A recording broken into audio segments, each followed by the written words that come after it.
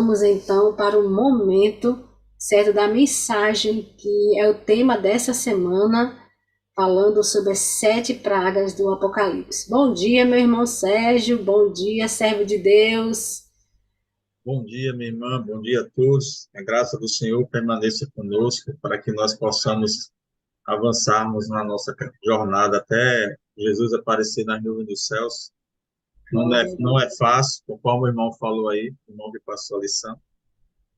Não é fácil, realmente, esse mundo está totalmente contrário à expectativa do céu. E a gente está vivendo aqui num mundo onde que as coisas cada dia mais vai ficar mais difícil para nós. Nós temos que estar aqui vigilantes. É justamente uma das preocupações de Jesus, ele, quando está ali no sermão profético, que leva para um contexto bem distante do seu retorno, e pede a preocupação dos discípulos para ser vigilantes, para pregar a mensagem, continuar pregando, e ele apresenta ali justamente o alimento espiritual e a benevolência social. A igreja ela tem que estar envolvida nesses dois aspectos nos últimos dias, apresentando as verdades e cuidando das pessoas que estão precisando do nosso auxílio. Essa é a missão da igreja. Então, irmão, eu vou já direto, né, para nós não perdermos muito tempo. Eu vou fazer uma oração para que a gente possa entender algumas partes aqui do nosso estudo. Feche seus olhos. Nosso bom Deus e Pai que está nos céus, obrigado, Senhor, porque apesar das dificuldades, dos problemas que enfrentamos, das lutas que travamos, o Senhor tem aparecido na nossa vida com cuidado, com proteção, com discernimento, que é o mais importante, é o discernimento que nós devemos ter diante dos acontecimentos. Mas nessa manhã suplicamos a presença máxima do Espírito Santo sobre nós. Nossa mente seja aberta, nossos corações receptivos para a tua mensagem, para sairmos daqui, Senhor, não com questão de aprendi algo que eu não sabia ou que eu já sabia, mas que nós possamos sair aqui dessa manhã com desejo de mudança, de vivência, conforme as orientações do céu para nós.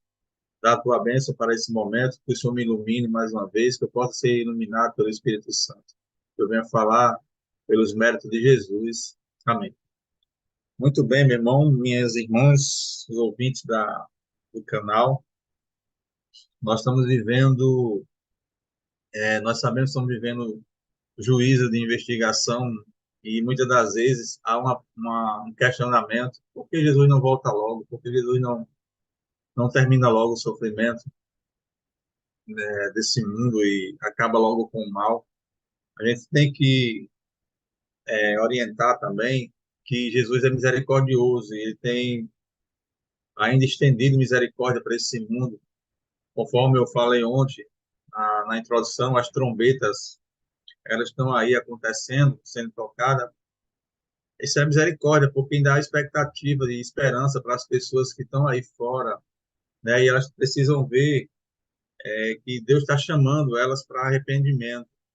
E, por outro lado, existe também uma preocupação da parte de Deus com relação a nós.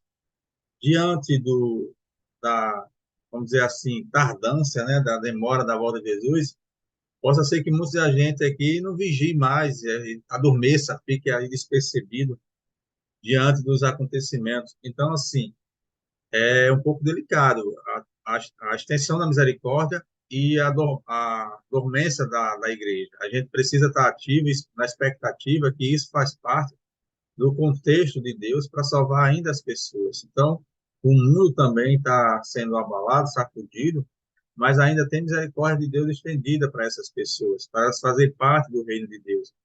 Então, hoje, nós nos encontramos hoje é justamente no chamado de Deus para uma reforma espiritual.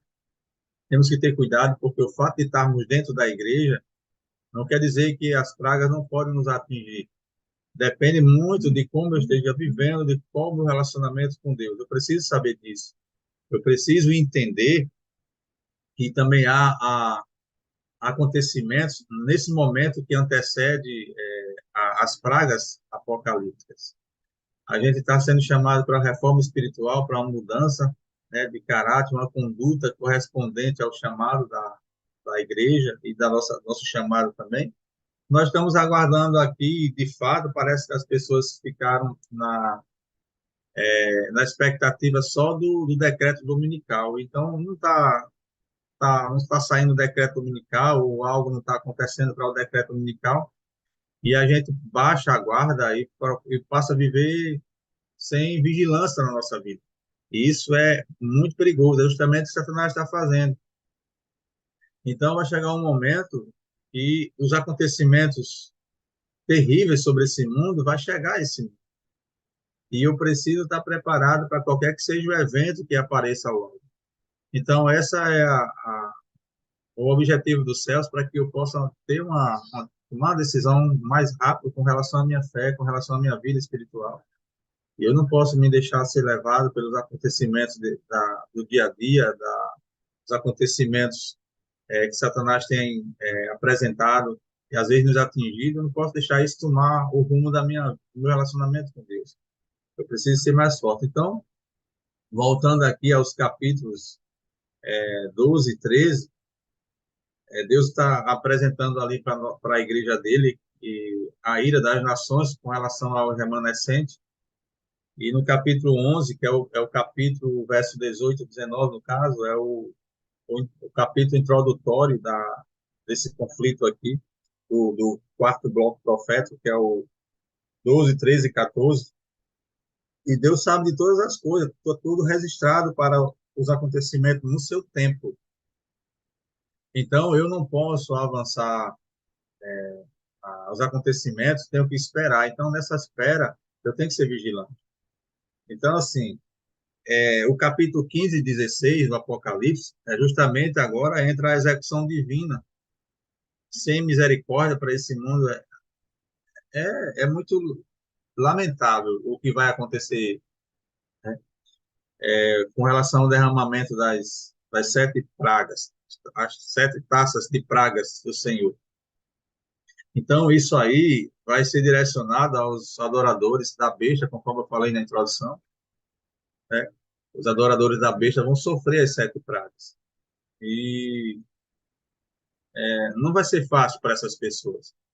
Não vai ser fácil, porque possa ser, e com certeza vai ter pessoas que a gente ama do lado oposto, que não deram ouvido aos reclames divinos, ao chamado divino, por parte da nossa apresentação da verdade, da nossa insistência. Já pensou se um filho nosso, um esposo ou uma esposa está do lado contrário, e você sabe o que vai acontecer sobre essas pessoas, né? É um momento onde que não há mais intercessão divina. Por mais que essas pessoas queiram, nesse momento, voltar atrás da sua vida, não há como fazer nada por elas.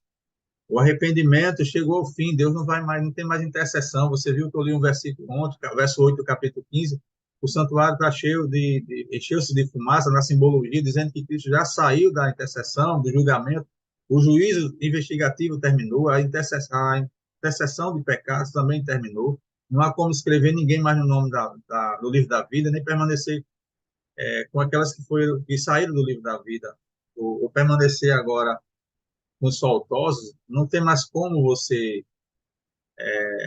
reativar sua existência na ação salvífica de Cristo. Está tudo terminado aqui. Interessante é que nesse período aí que as pragas vão cair, muitos dentre essas pessoas irão do medo para o ódio contra Deus no momento das pragas, do medo ao ódio contra Deus, porque não tem como eles Deus mudar a situação deles. Então, assim, hoje, essa extensão divina para os acontecimentos, Deus está prorrogando só a sua volta, a ação prática das 7 últimas pragas, por amor a essas pessoas ainda, e elas não tiveram ainda o raciocínio disso, e a gente precisa chegar nelas para que elas possam entender isso e mudar a sua vida o mais rápido possível. Esses argumentos que eu estou trazendo aqui, irmãos, a gente viu em 2019, na lição da escola sabatina, no mês de fevereiro, janeiro, fevereiro e março, primeiro trimestre ali, sobre as últimas pragas. Então, diante dessa expectativa de aguardar, eu não posso vacilar, não posso estar dormindo. E Jesus chamou a atenção disso quando ele fala das virgens, né, que estavam adormecidas todas e o noivo chegou, os acontecimentos ali entram em ação e uma parte não estava preparada. Ele estava falando ali para a sua igreja. A sua igreja, nem todo mundo está preparado hoje para passar pelas dificuldades. Eu estava passando ontem a lição da nossa classe bíblica sobre o quinto selo. E ali você vê a reivindicação, ali é uma ação simbólica, o sangue clamando, né, pela justiça. Até quando, Senhor, não vai fazer justiça por nós, que nós morremos por causa da verdade, da tua causa? Aí Jesus diz assim, ó, calma, vou te dar vestes brancas, ou seja, vou apresentar para vocês a justiça de vocês já imputada através de Cristo, para que a salvação já chegou até vocês. Vocês estão salvos, vocês estão aguardando a salvação. Mas eu tenho que esperar completar o número dos conservos de vocês, que vão morrer por causa dessa verdade. Então, é justamente no decreto dominical, que é um decreto de morte antecipado, em forma de miniatura, que muitos de nós iremos morrer por causa da verdade. Não vai ser fácil para nós. Mas também, quando isso cessar, quando isso cessar, a intercessão, tudo, Deus vai mandar de uma forma sem mistura esses acontecimentos terríveis. Então, quando a gente vai para o capítulo 16, que é justamente o início das taças, o verso 1, que diz assim: Então ouvi uma forte voz que vinha do santuário dizendo aos 7 anjos: Vão derramar sobre a terra as 7 taças da ira de Deus. Aqui chegou o momento. Essa voz aqui pode ser a voz do próprio Pai, a voz do Filho ou a voz de um anjo, né? Encarregado com a autoridade de Cristo, falar, mas qualquer que seja a voz, que não vai mudar o contexto da ação e do acontecimento, a gente sabe que aqui, quando sair esse comando aqui, venha derramar as taças, acabou-se, vai começar agora a humanidade passar, aqueles que têm a marca da besta, passar pelo sofrimento terrível. Porque, como, voltando para o quinto selo, eles derramaram o sangue do povo de Deus por causa da fé apresentada, por causa da verdade apresentada. Agora as taças são derramadas sobre eles, de uma certa forma, são derramadas em forma da vingança da ira de Deus sobre as nações que perseguiam o povo de Deus, que destruíram o povo de Deus, os profetas, os santos que foram martirizados por causa da verdade de salvação que estavam trazendo para as pessoas. Para você ter uma ideia, no contexto da nossa história, não é muito diferente da vida dos profetas, por exemplo. Tem um texto que é Isaías capítulo 30, verso 8 ao 10, que diz que o próprio povo de Deus questionando os argumentos do profeta, porque incomodava a eles. Não traga mais essas palavras do Altíssimo para nós, não. Traga fábulas, traga palavras de conforto, traga coisas que nos agradem, mas a verdade ela tem que ser propagada, tem que ser direcionada. Onde vai chegar o seu êxito, não importa, mas ela tem que ser dada. Eu tenho que vigiar a minha vida espiritual para não estar inserido no contexto de receber essas pragas aí. Como já falei, não é sinônimo de salvação ter a carta, ser membro da Igreja Adventista de Sétimo Dia. A minha conduta que vai diferenciar dos demais que estão lá fora, que não querem nada com Cristo, que o coração for endurecido. Então, olha só a primeira praga, o verso 2. Vamos entrar aqui na primeira praga. O primeiro anjo foi, diante da voz chamada, derramou a sua taça pela terra, e abriu-se feridas malignas e dolorosas naqueles que tinham a marca da besta e adoravam a sua imagem. Então, eu tenho que vigiar para não estar inserido aqui nesse grupo. Então, assim, essa primeira praga, ela era a mesma praga que aconteceu ali, a sexta praga que aconteceu ali no Egito, que foi ali a morte do úlceras nos homens e nos animais.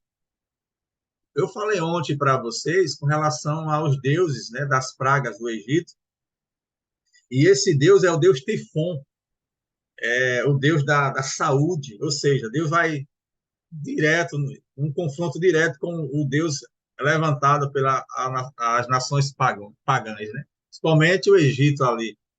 Então, ou seja, Deus coloca uma praga de úlceras malignas e espera que o Deus Tifon cure as pessoas, né? E ele não faz nada, porque não tem poder, Satanás não tem poder. Em nenhum momento, quando Deus começa a agir, ele vai ficar ali quietinho, esperando ali só a sua condenação, porque ele não tem como mudar a história das pessoas, ele não tem como tirar as pragas dos líderes religiosos que ali foram, vivenciaram ali por ele um dogma diabólico. É o triunvirato satânico que está ali impedido de ajudar os seus conservos. Não tem como mudar a história. Então vai ser terrível. E o que mais importante que eu percebo aqui, irmãos, é que Satanás abandona o povo porque já está todo mundo perdido, ele não tem mais nada com ninguém ali, ele está nem aí, porque sabe que ali é o desfecho final. Então, essa praga, a primeira praga, úlceras malignas, né, vai ser terrível nas pessoas. Tem algumas pessoas que falam, que dá nome às pragas com relação à doença. Eu gosto de ficar sempre embasado nos acontecimentos bíblicos. Eu levo o meu estudante, eu levo o argumento para a mesma situação de tumores purulentos ali no Egito e também a que aconteceu com Jó. Mas voltando aqui um pouco, marca a tua Bíblia no capítulo 16, olha o que o profeta Zacarias comenta aqui no capítulo 14 de Zacarias. Interessante porque o João está pegando as coisas proferidas pelos profetas e apresentando no contexto final, que é justamente o que a linguagem apocalíptica faz, trazer para nós acontecimentos anteriores, para que a gente abra os olhos de como mais ou menos irá acontecer as coisas. Zacarias 14, verso 12, diz assim: ó, esta é a praga com qual o Senhor castigará todas as nações que lutarem contra Jerusalém. Sua carne apodrecerá enquanto estiver ainda em pé. Seus olhos apodrecerão em suas órbitas e sua língua apodrecerá dentro de suas bocas. Nossa, Jesus. Veja como é o teor dessa praga aqui. Estou voltando aqui para o capítulo 16. Veja como é o teor dessa praga. A carne fica podre enquanto eles estão ainda vivos, andando nessa terra. Os olhos apodrecerão, né? Ali, a língua desse povo está podre dentro da boca. Todo o corpo podre com relação aos adoradores da besta. Você, para um momento aqui, faz uma reflexão nesse argumento que eu estou trazendo de Zacarias e o inserido dentro do contexto da primeira praga. Irmãos, você já parou para pensar que nós não podemos estar de braços cruzados nesse momento, que sabemos que a misericórdia de Deus vai cessar, e isso vai começar a acontecer? Você tem pregado para a sua família, você tem apresentado o evangelho para as pessoas que estão próximas de você, você tem interesse de, pelo menos, num sábado à tarde, sair para apresentar as verdades de Deus às pessoas. Você tem conhecimento realmente do que vai acontecer com relação a essas pessoas, inclusive seus familiares, inclusive pessoas que você ama. Então, é algo que eu tenho que pensar o mais rápido possível. Olha só, a cita do Primeiros Escritos, na página 245. As pragas estavam caindo sobre os habitantes da terra.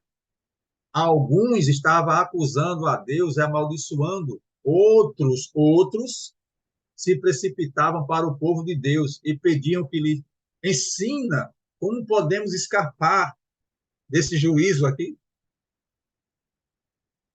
Se você estiver vivo no contexto das pragas, irmão, da primeira praga, por exemplo, talvez um familiar seu, um amigo seu, me ensine como eu posso sair dessa situação aqui. Me ensine como isso pode mudar, como isso pode sair do meu corpo. Me ensina aqui, me dê uma luz. Aí você diz, eu não posso fazer mais nada. Os santos vão olhar para eles, ó, nada pode fazer por eles. O contexto diz. E ali a gente começa o quê, irmão? Chorar. A gente vai chorar aí.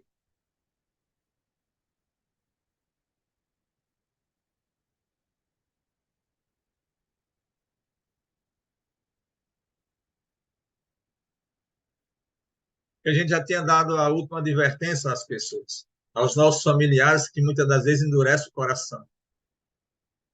Aqui, o que é que eu posso fazer aqui, nesse momento?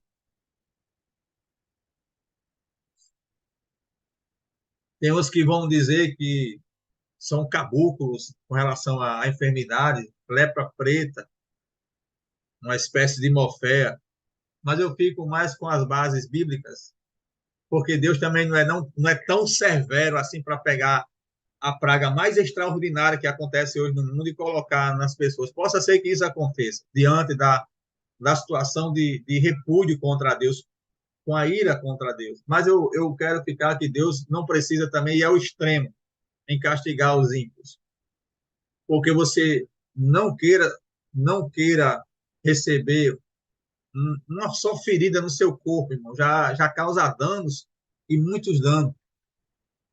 Eu gosto de ficar dentro do que a Sagrada Escritura me apresenta. Então, assim, eu acredito que são tumores fedidos, purulentos, que vai dar ali dor de cabeça, febre, assim como Jó viveu. Olha só, eu estava analisando o contexto da vida de Jó quando recebeu essa praga, que foi a segunda investida de Satanás contra Jó.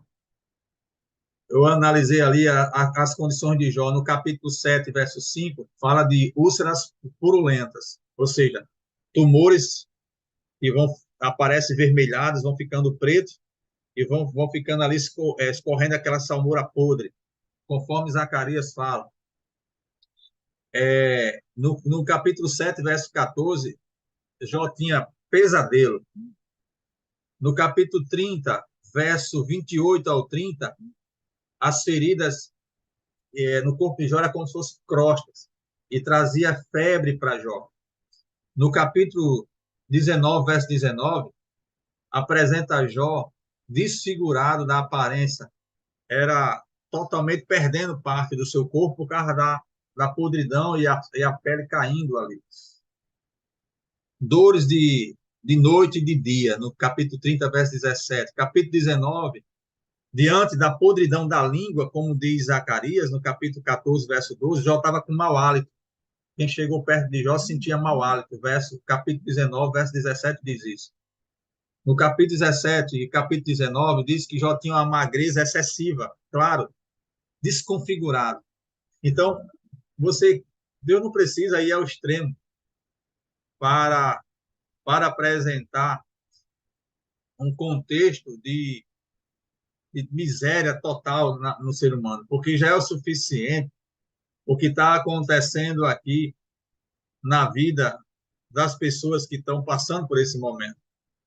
O que eu acho interessante, irmão, é que quando Deus desafia o Deus Tifon da sexta praga do Egito, Deus está desafiando a segunda besta, que entra em cena para dar fôlego de vida à primeira besta do Apocalipse, que é o sistema papal, que a ferida mortal vai começar a ser curada e o domínio dela vai ser restaurado. Mas aí, para enganar a humanidade, ela faz grandes milagres, muitas curas, e agora, diante de uma situação de precisar de cura realmente física, tirar essas pragas dos adoradores da besta, eles não conseguem. Da mesma forma que foi apresentada a sexta praga lá no Egito. O deus Tifon, que era adorado por eles, não conseguiu fazer nada, porque não existe. Ninguém consegue fazer nada, irmão, diante de uma situação tão terrível como essa. É lamentável. A primeira praga, e eu falei aqui também na introdução que alguns apresentam um ano de pragas. Eu particularmente, eu acredito que serão, não é exatamente um ano, mas são acontecimentos sucessivos e rápidos. Não estipulo um dia por um ano nesse contexto aí, porque eu ainda me baseio naquela profecia, nos argumentos de Ellen White, que diz que a profecia de dia por um ano extensiva é a de 2.300 manhãs, e ali não há mais como computar tempo de um ano, de um dia por um ano. Então, eu vejo que as pragas são rápidas, sucessivas. E está lá alguém que você ama, purulento, fedido, podre, andando nessa terra. A quantidade de pessoas podres que vai estar nesse mundo, pedindo ajuda para mim, para você, nos ajude, tire-nos dessa situação. E não há como você fazer nada, irmão. Não há como eu fazer nada. É lamentável a situação, corpo todo podre, os olhos, boca podre, tudo. Mas sem falar no que eu falei aqui na vida de Jó, que já passou. Não vai ser fácil, irmão, para essas pessoas. Não vai ser fácil também para nós olharmos ali essas pessoas e a gente vai chorar muito. Mas o Apocalipse, mesmo diante dessa situação, no capítulo 21, verso 4, Deus diz, João escreve, ele enxugará dos seus olhos toda lágrima. Toda lágrima vai ser enxugada dos nossos olhos. Então está aqui, quando isso começar a acontecer, irmão, vai ser terrível para essas pessoas. Então, vamos ouvir o chamado da testemunha fiel, irmão. Eu quero encerrar aqui com o chamado de Deus para a sua igreja. Capítulo 3 de Apocalipse. Vamos resgatar o máximo de pessoas dessa situação futura. Nós precisamos fazer isso. Nós precisamos mudar a nossa postura de mensageiros, de missionários que somos. Nós estamos muito, às vezes, até sem estar vigilante na nossa vida pessoal. E eu falo aqui para a Adventista do Sétimo Dia, que conhece muito bem, nós estamos inseridos num contexto de estudar tanto, de debater tanto a palavra de Deus aí fora, de estar em podcast, falando muito, apresentando muitos textos, muitos argumentos favorecidos e embasados na Bíblia, e estamos esquecendo de fazer o principal, o que nós fomos chamados para fazer. Vocês foram chamados para ir pregar, apresentar o evangelho, a verdade. Você não tem que estar se alimentando até ficar obeso de conhecimento e não sair nada de você para ninguém. Eu não estou falando aqui, me permita e me perdoe os teólogos, que talvez tenha alguém muito capacitado assistindo essa programação. Eu não estou questionando que isso não tem que fazer parte da nossa vida. Tem sim. Eu tenho que estar com muito conhecimento para ir para a pregação do evangelho, mas eu tenho que pregar o evangelho. Eu tenho que também pregar o evangelho, apresentar tudo isso que eu sei às pessoas enquanto há tempo. Então, Jesus chama a gente, ele faz um chamado, a testemunha fiel. Estou falando para adventista e sabe muito bem disso aqui. O momento que nós estamos inseridos desde 1844. Desde 1844, esse chamado é para essa igreja. Ao anjo da igreja em Laodiceia, escreva: essas são as palavras do Amém. A testemunha fiel e verdadeira, o soberano da criação de Deus. Conheço as suas obras. Sei que você não é frio e nem quente. Melhor seria que você fosse frio ou quente. Assim, porque você é morno, nem frio nem quente, estou a ponto de vomitá-lo da minha boca. Ou seja, eu preciso analisar a minha vida hoje, que é o contexto que tá em andamento, é esse, reavivamento e reforma espiritual para a minha vida.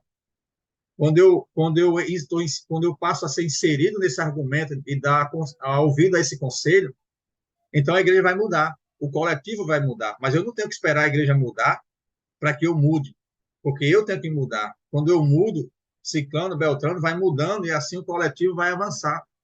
Então, o reclamo de Deus para essa sua igreja hoje é que a gente saia da mornidão, saia dessa dormência, procure vivenciar na prática o que Jesus pediu para que ela vivenciasse. Conhecer o Apocalipse é possibilidade, sim, mas eu tenho que viver e ensinar o Apocalipse. Eu tenho que viver e ensinar os argumentos verdadeiros de Deus. Então, fica a minha oração nessa manhã, para que Deus abençoe a minha vida, para que Deus abençoe a tua vida, e você saia dos questionamentos tão pobres dentro da igreja. Saia dos questionamentos de melhorar o ambiente da igreja, de colocar acolchoado nos bancos, de melhorar o ambiente da igreja. Isso faz parte. Mas você tem que fazer isso e sair para a missão que corresponde a cada um de vocês, corresponde a mim. Muitos dos nossos irmãos estão precisando da sua ajuda, precisando da sua palavra, precisando da sua presença, precisando do seu conselho. Está na hora de você tomar o conselho da testemunha fiel, que é Jesus Cristo, no capítulo 3 da sua igreja, Laodiceia.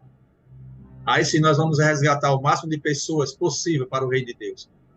Que Deus, de uma forma poderosa, abençoe a tua vida. Não queira que um familiar seu esteja inserido nesse momento do derramamento das pragas. Que Deus te abençoe e te guarde. Que o Senhor ilumine a tua vida. Que o Senhor dê condições espirituais a mim, para que também resgate o máximo de pessoas da minha família. Nosso Deus, nosso Pai que está nos céus. Obrigado, Senhor, porque o Senhor tem orientado o teu povo. Amós, capítulo 3, diz isso, verso 8, ou é o verso 7. E o Senhor não fará nada nesse mundo, a não ser que o Senhor comunique primeiro aos teus servos, os profetas. Que nós possamos receber as tuas orientações durante esse momento que vivemos. E sairmos com um desejo no coração de apresentar o mais rápido possível às pessoas. Concede esse poder, que o Espírito Santo seja totalmente em nossas vidas. Nós te oramos agradecido pelos méritos de Jesus, iluminado pelo Santo Espírito. Te oramos nesse momento agradecidos. Amém. Que Deus te abençoe, irmão e irmã, grandemente nessa manhã, durante essa semana. Amém, glória a Deus. E essa foi só a primeira praga, né, Sérgio? Isso, E ainda primeira virão praga. ainda mais 6 aí. Que Deus tenha misericórdia de nós, que Deus tenha misericórdia do seu povo. Obrigado, meu irmão, por mais uma vez estar aqui conosco, atendendo Amém, esse convite e esse chamado, viu? Deus amém, seja louvado por sua vida, viu? amém, irmão. Até amanhã, se Deus quiser. Até amanhã.